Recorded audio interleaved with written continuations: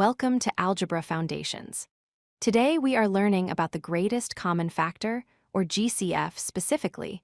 We will learn how to find the largest common term, including both the coefficient numbers and the variables, that can divide evenly into all terms of an algebraic expression.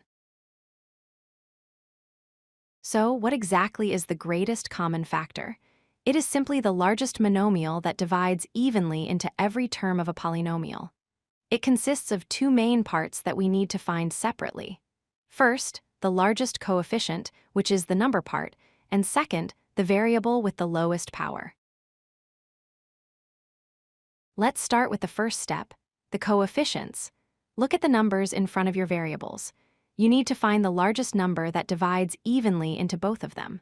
For example, if you have 12 and 18, listing the factors shows us that 6 is the largest number that goes into both. Step 2 is looking at the variables.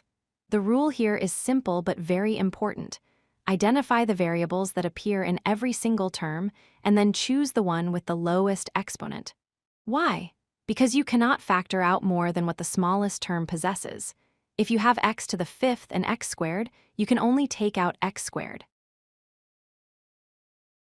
Here is our three-step strategy to put it all together. 1. Find the largest number that divides all coefficient numbers. 2. Identify the common variables and pick the lowest power. And 3. Simply multiply the number and variable parts together to get your final answer. Let's try a basic example, 6x plus 15. First, look at the numbers 6 and 15. The largest number that divides both is 3. Now look for variables. The first term has an x, but the second term does not. Since they don't both have a variable, there is no common variable part, so our final GCF is just 3.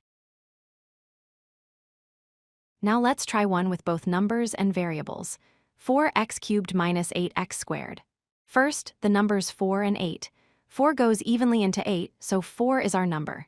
Next, the variables x cubed and x squared. The lowest exponent is 2, so we combine them to get 4x squared. Let's look at a trinomial, 10x to the fourth plus 25x cubed minus 5x squared. For the numbers 10, 25, and 5, the greatest common factor is 5. For the variables, we have powers of 4, 3, and 2. The lowest power is 2. Combining these gives us a final answer of 5x squared.